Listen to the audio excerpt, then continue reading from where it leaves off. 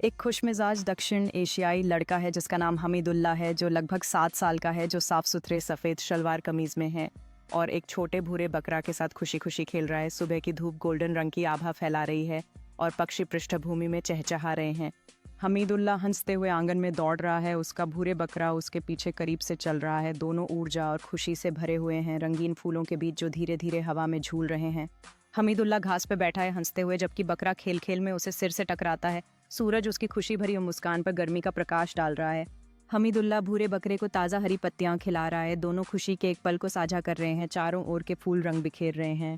एक मज़ेदार दृश्य है जहां हमीदुल्ला घास पर लेटकर जोर जोर से हंस रहा है, जबकि बकरा उसके चारों ओर कूद रहा है। सूरज की किरणें इस दृश्य पर एक सुंदर सुनहरी आभा फैला रही हैं।